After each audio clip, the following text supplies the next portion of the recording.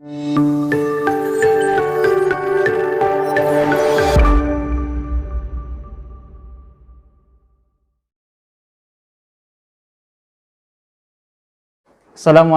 warahmatullahi wabarakatuh. Subhanallah walhamdulillah wala ilaha illallah wallahu akbar.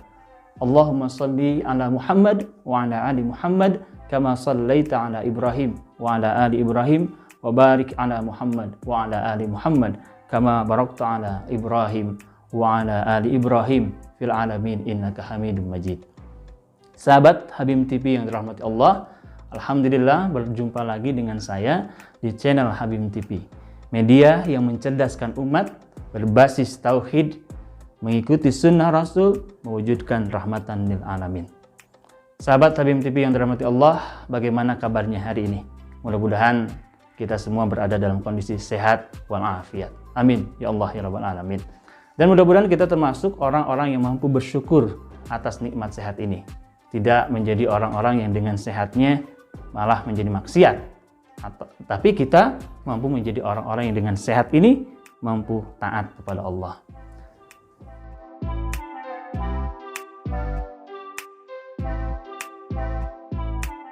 Rasulullah mengingatkan kepada kita, ada dua nikmat yang kadang menjadikan manusia ini lupa atau tertipu, yakni nikmat sehat dan kesempatan. Nikmatani magbudun fihima katsiran minan nas asyiha wal farag. Ada dua nikmat yang membuat kebanyakan manusia itu tertipu, yakni kesehatan, nikmat sehat, dan juga kesempatan, sehat dan sempat.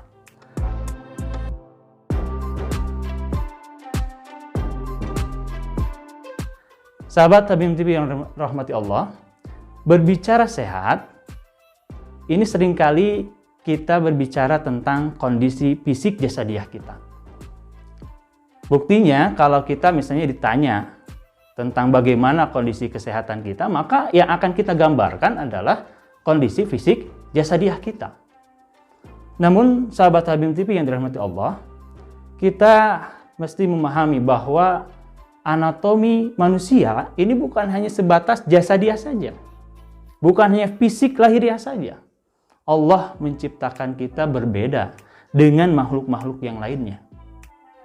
Allah bukan hanya menciptakan kita dari hanya sebatas aspek jasadiah saja, bukan hanya sebatas susunan sel yang kemudian membentuk jaringan, susunan jaringan membentuk sebuah organ, dan organ, susunan organ, sistem organ, dan akhirnya menjadi organ tubuh kita. Bukan hanya itu.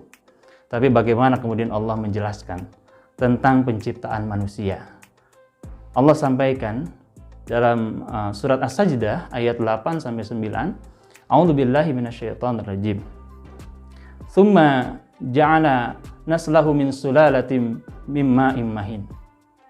Kemudian Allah menjadikan naslahu, keturunan anak Adam, keturunan Adam, manusia, ini dari mimma imahin, dari sari pati air yang hina, dari sel sperma.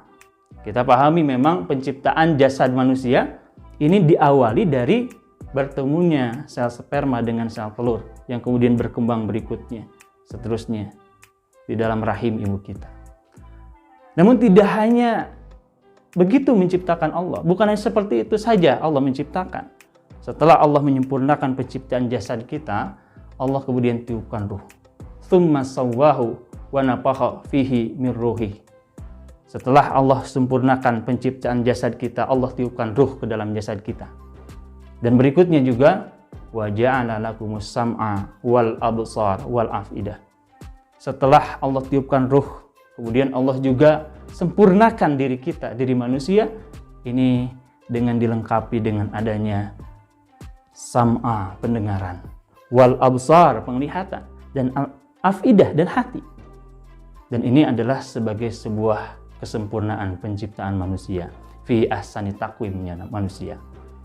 Sahabat Habim TV rahimakumullah, jiwa adalah pembeda antara manusia dengan makhluk yang lainnya. Jiwa adalah unsur yang tidak dimiliki oleh makhluk-makhluk yang lain kecuali manusia. Dan tentu saja berbicara kesehatan, maka bukan hanya sebatas berbicara kondisi jasadiah, namun juga berbicara tentang bagaimana kondisi jiwa kita.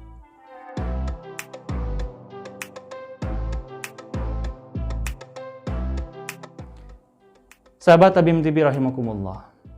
Dan tentu saja berbicara kesehatan dalam Islam ini memiliki aspek ataupun dimensi yang begitu luas. Berbicara kesehatan bukan hanya sebatas jasadiah, lahiriah, tapi tadi aspek jiwa, bahkan juga bukan hanya masalah urusan dunia, tapi bagaimana akhirnya kesehatan ini juga menjangkau kehidupan yang lebih jauh lagi ya nanti di akhirat. Dan bukan hanya sebatas secara individu kesehatan ini harus dibangun, tapi juga bagaimana kesehatan ini harus dibangun secara kolektif dalam lingkup keluarga masyarakat.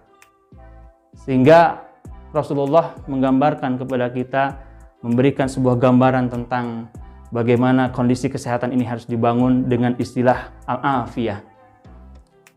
Yang ini terekam dalam hadis yang mana Rasulullah mengajarkan kepada kita salah satu doa memohon afiyah. Allahumma inni as'alukal afwa wal afiyah fid dunya wal akhirah. Ya Allah, sungguhnya aku memohon kepadamu afwa, maaf darimu, wal afiyah dan afiyah fid dunya wal akhirah, di dalam kehidupan dunia dan nanti di akhirat kelak. Allahumma inni as'alukal afwa wal afiyah fi dini wa ahli wa mali. Dan juga kita memohon kepada Allah maaf dan afiyah ini baik dalam urusan agama, din, dan juga urusan keluarga, ahli kita, keluarga kita, dan urusan mal, harta kita. Ini menunjukkan kepada kita konsep kesehatan atau yang disebut dengan afiyah dalam Islam begitu luas rentangnya. Dan ini yang harus dibangun dalam kehidupan kita. Sahabat Habim TV yang dirahmati Allah. Dan yang paling pertama yang harus kita bangun tadi diawali dengan membangun kesehatan jiwa kita. Bagaimana kita memproses sehatnya jiwa kita. Dan berbicara sehat, bagaimana tadi disampaikan bahwa dalam Islam sehat ini dimaknai juga dengan al-afiyah. Sehingga bukan hanya sehat tapi afiyah. Sehat wal afiyah.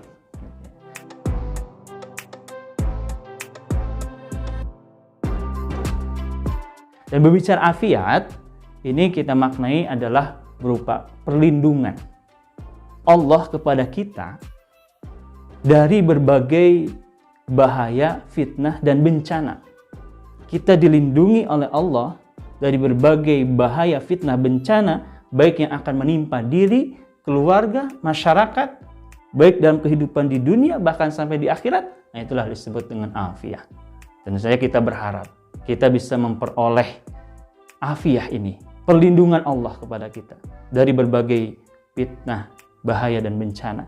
Apalagi kita sekarang sedang hidup di akhir zaman yang oleh Rasulullah disampaikan bahwa di akhir zaman ini akan diliputi dengan berbagai fitnah. Kita diuji dengan berbagai fitnah-fitnah yang kita akan hadapi. Salah satunya fitnah akhir zaman, fitnah Dajjal ini akan kita hadapi. Dan kita memohon kepada Allah, kita sangat berharap bahwa Allah memberikan afiyah kepada kita, perlindungan kepada kita atas itu semua.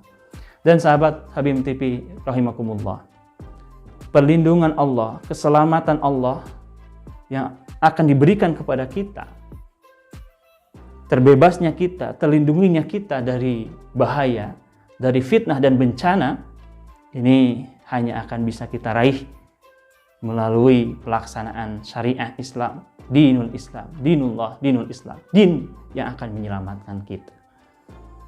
Dan hari ini kita sedang menjalankan salah satu pelaksanaan dari syariah Islam, dinul Islam, yakni ibadah saum Ramadan. Mudah-mudahan saum yang kita jalankan ini juga akan mampu menghantarkan kepada diperolehnya afiyah, perlindungan Allah bagi kita. Karena memang sebagaimana kita pahami bersama bahwa pelaksanaan ibadah saum ini bukan hanya sebatas ibadah ritual individual, tetapi bagaimana saum ini memiliki target tujuan untuk membangun ketakwaan. Ketakwaan yang harus akhirnya menjadi karakter dalam diri kita secara individu, dan juga ketakwaan yang harus akhirnya terbangun menjadi sebuah peradaban di masyarakat. Dan inilah yang akan mampu menghantarkan ataupun menjadi syarat lahirnya ataupun hadirnya pertolongan dari Allah, hadirnya perlindungan dari Allah, dan turunnya keberkahan kepada kita. Sebagaimana Allah sampaikan dalam Al-Quran, walau kana ahlal qura amanu wattaqau lafatahna alaihim barakatim minas sama'i wal ard. Seandainya penduduk negeri ini, penduduk kampung ini beriman dan bertakwa, maka Allah akan turunkan kepada mereka barokah dari langit dan di bumi ini. Apa-apa yang turun dari langit dan apa-apa yang keluar dari bumi ini menjadi nilai kebaikan, tidak menjadi bencana, tidak menjadi musibah, tidak menjadi fitnah bagi kita semua.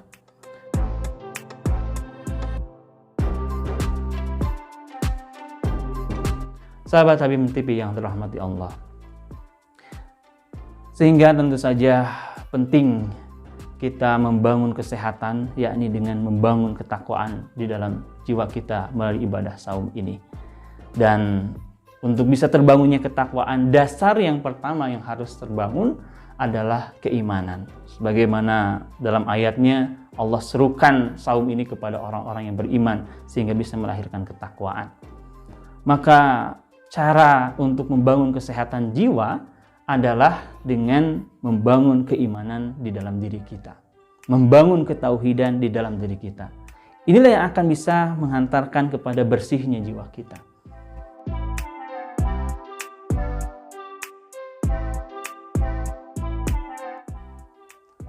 Dan berbicara pembangunan keimanan, ini juga Allah sudah memberikan kepada kita berbagai alat perangkat untuk bisa diproses keimanan di dalam jiwa kita. Jiwa kita sudah dilengkapi dengan perangkat-perangkat yang untuk memproses terbangunnya keimanan di dalam jiwa. Bagaimana tadi sampaikan bahwa Allah sudah menganugerahkan kepada kita sam'a, absar, wal afidah. Ini adalah sebagai perangkat untuk bisa membangun kesehatan jiwa yang harus kita gunakan untuk melakukan proses qiraah, tafakur, tadabbur, dan tandurun. Karena apa? Karena Allah sampaikan dalam Al-Quran, penyakit jiwa ini ataupun yang disampaikan dalam Al-Quran surah Al-Baqarah disebut dengan fi qulubihim marad, di dalam hati mereka ada penyakit.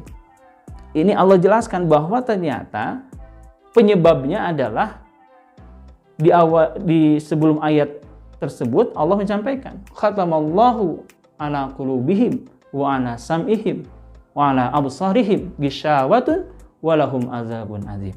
Bahwa ternyata di dalam ataupun ada penutup di dalam hati mereka, dalam khatamallahu ala qulubihim, juga dalam pendengaran mereka ada penutup, tertutup, wa ala sam'ihim wa ala absarihim ghishawah wa lahum azabun azim. Sehingga sahabat Habib TV yang rahmati Allah, bagaimana kita berusaha untuk menjaga kesehatan jiwa dengan mengoptimalkan, memfungsikan berbagai perangkat-perangkat jiwa kita, sam'a, absar, wal afidah, untuk berqiraah sehingga kita terbebas dari sumber penyakit, yakni kejahilian, kebodohan, ketidaktahuan kita, sehingga kita berubah menjadi orang-orang yang memahami tentang kebenaran. Fa'lam annahu la ilaha illallah.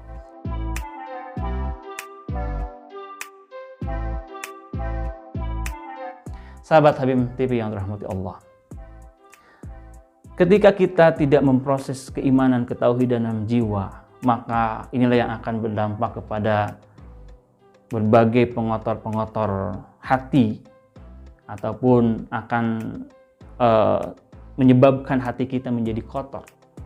Ini disebabkan dengan perbuatan-perbuatan dosa kita, yang mana muara dari segala dosa adalah kemusyrikan. Inna syirka la zulmun azim.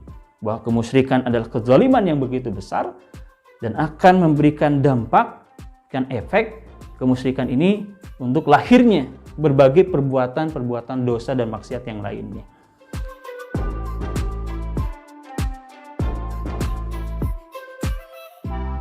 Sebagaimana Allah memberikan gambaran kepada kita dengan sebuah kisah yang terjadi pada kaum Tsamud, kaumnya Nabi Saleh.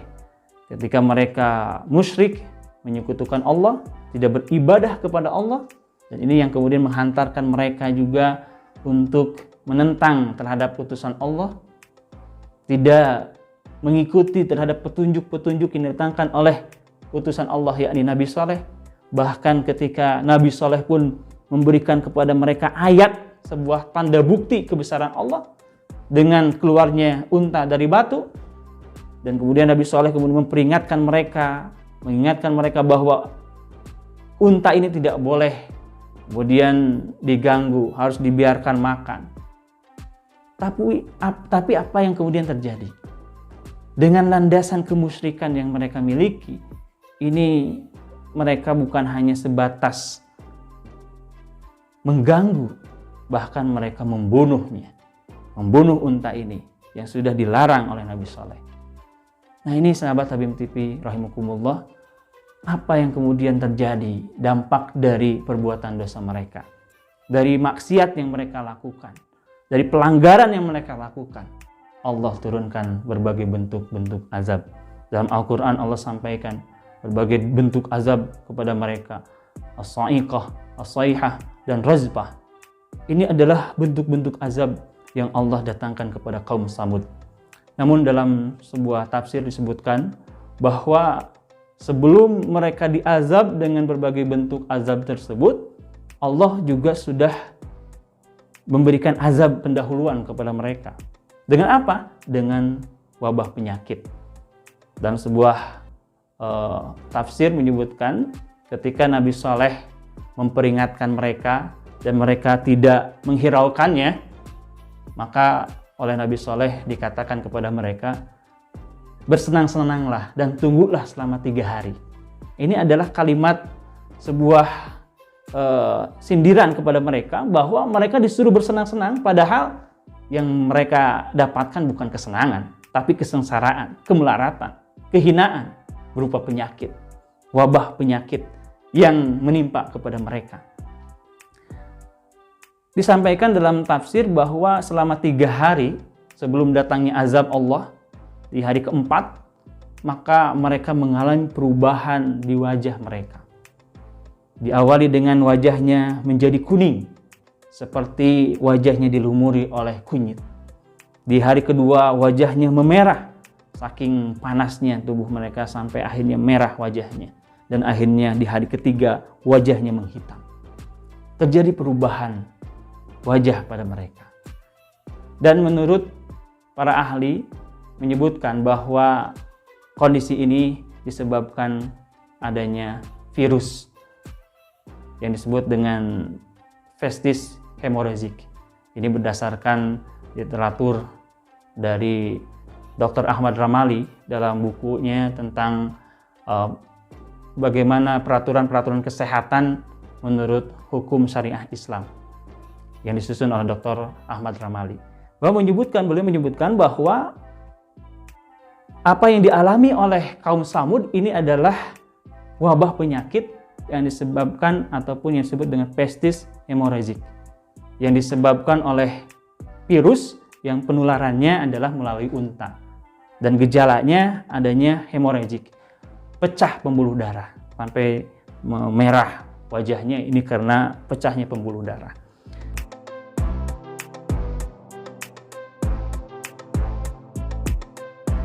Sahabat Habib TV yang dirahmati Allah, sehingga kita bisa lihat bahwa yang namanya kemusyrikan ini bukan hanya berdampak kepada kotornya jiwa kita, namun juga akan bisa berdampak terhadap bagaimana penyakit ini akan bisa, ataupun dampak-dampaknya bisa dirasakan oleh dalam fisik jasadiah kita.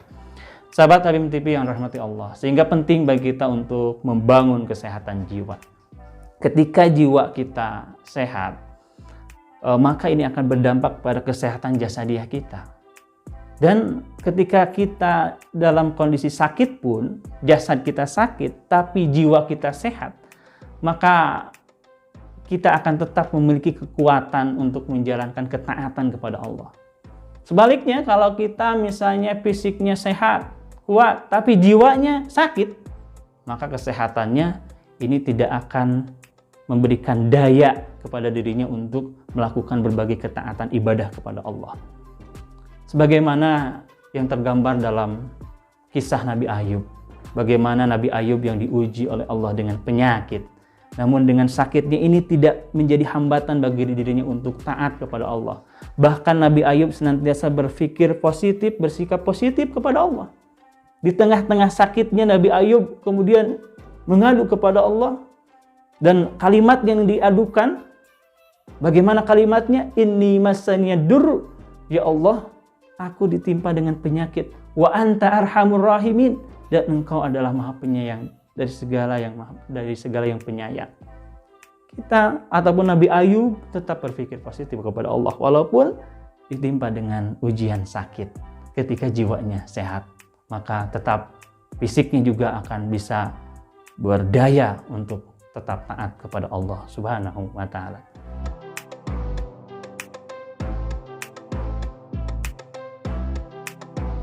Sahabat Habib TV yang dirahmati Allah, saum bukan hanya menyehatkan jiwa, tapi juga saum bisa berdampak kepada kesehatan jasadiah kita.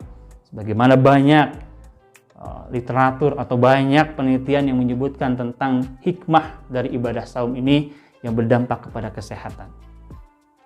Di antaranya adalah kesehatan organ pencernaan. Dengan ibadah saum, maka ini menyebabkan ataupun memberikan dampak organ pencernaan ini berfungsi berjalan secara maksimal. Nah, mulai dari pencernaannya berjalan dengan maksimal, penyerapan nutrisi makanannya berjalan dengan maksimal, sampai kemudian mengeluarkan racun-racun ataupun zat-zat yang tidak dibutuhkan oleh tubuh dari tubuh kita keluar, ini juga bisa maksimal. Sehingga terjadi proses detoksifikasi secara maksimal. Keluar racun-racun dalam tubuh kita dengan maksimal dengan ibadah saum. Karena pencernaan tubuh kita membutuhkan waktu untuk mencerna makanan itu kurang lebih 8 jam. Ya, ketika kita tidak saum barangkali, sahabat Habib TV ketika tidak saum maka makan setidaknya barangkali 3 hari sekali. Gitu ya. Dan diselingi belum makan itu mungkin dengan cemilan-cemilan dan sebagainya. Maka kita atau usus kita, lambung kita, pencernaan kita tidak akan pernah berhenti mencerna, gitu ya. Sehingga tidak maksimal proses pencernaan itu. Karena sebelum dicerna dengan maksimal sudah datang lagi makanan baru, tidak tercerna dengan maksimal. Nah, inilah yang kemudian bisa berdampak kepada sakitnya dalam tubuh kita. Karena kata Rasul, penyakit ini bermula dari perut, gitu ya. Sehingga kesehatan pencernaan ini juga bisa berdampak kepada kesehatan organ tubuh yang lainnya. Sahabat Habib TV rahmatullah, sehingga betul apa yang dikatakan Rasulullah, likulli syai'in zakah. Bagi segala sesuatu itu, untuk segala sesuatu itu ada zakatnya, ada pembersihnya. Dan zakatnya jasad adalah dengan saum. Membersihkan jasad adalah dengan ibadah saum.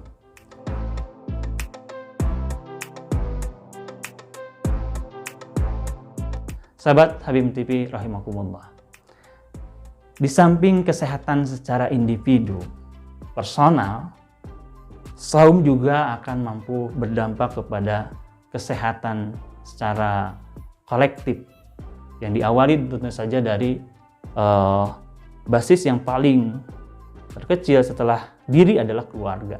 Dengan saum akan mampu menghadirkan kesehatan dalam ruang lingkup keluarga. Karena dengan ibadah saum tentu saja kita dididik oleh Allah untuk bisa memaksimalkan ataupun diberikan waktu oleh Allah untuk maksimal berinteraksi, berkomunikasi dengan anggota keluarga kita, sehingga berjalanlah berbagai fungsi-fungsi dari seluruh anggota keluarga ini. Seorang ayah menjalankan fungsinya sebagaimana mestinya. Seorang ibu menjalankan fungsinya sebagaimana mestinya.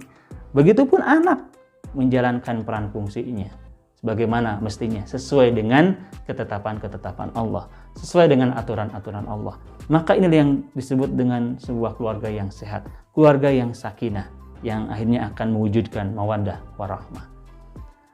Dan yang terakhir, sahabat Tabim TV rahimakumullah, kesehatan secara kolektif ini juga harus terbangun di dalam sebuah lingkup masyarakat. Sebuah masyarakat yang sehat inilah ketika di dalam masyarakat ini terwujud adanya proses silaturahmi di mana seluruh ataupun anggota masyarakat memiliki keterhubungan yang hakikatnya yang harus dihubungkan adalah kasih sayang dari Allah. Yasiluna ma amarallahu bihi ayyusala. Dalam wujud tentu saja adanya munculnya ta'awun, saling tolong menolong. Ta'awanu alal birri wa taqwa. Saling tolong menolong dalam kebaikan dan ketakwaan. Kemudian juga munculnya terwujudnya ukhuwah, persaudaraan, di mana satu sama lain saling memberikan menguatkan satu dengan yang lainnya. Dan adanya juga bentuk yang terwujud ketika sehatnya dalam sebuah lingkungan masyarakat, di samping adanya ukhuwah, adanya ta'awun, juga adanya tausiah, saling menasehati satu dengan yang lainnya. Sehingga dalam sebuah lingkungan masyarakat yang sehat tidak akan membiarkan ketika ada anggota masyarakat ataupun tetangga yang mengalami kesulitan kemudian dibiarkan begitu saja. Yang kelaparan dibiarkan begitu saja. Tidak. Di dalam lingkungan masyarakat yang sehat akan muncul kepedulian untuk membantu menolong. Di dalam lingkungan yang sehat maka akan terwujud di mana masyarakat saling mengingatkan satu sama yang lainnya. Tidak dibiarkan ketika ada yang bermaksiat dibiarkan begitu saja. Diingatkan, didakwahi sehingga jangan sampai ada penyakit-penyakit masyarakat yang tumbuh berkembang di tengah-tengah masyarakat. Sahabat Tabim TV yang dirahmati Allah, mudah-mudahan kita semua dengan melalui proses ibadah saum yang kita jalankan ini mampu memperoleh kesehatan, sehat walafiat, perlindungan Allah dari berbagai bahaya, fitnah dan bencana bagi kita, baik diri, keluarga, masyarakat, lahir, batin, dunia dan akhirat. Mudah-mudahan kita semua diselamatkan oleh Allah. Amin ya Allah ya rabbal alamin. Rabbana atina fid dunya hasanah wa fil akhirati hasanah wa qina azabannar. Aqulu qouli hadza astaghfirullah li wa lakum billahi fi sabilil haq. Assalamualaikum warahmatullahi wabarakatuh.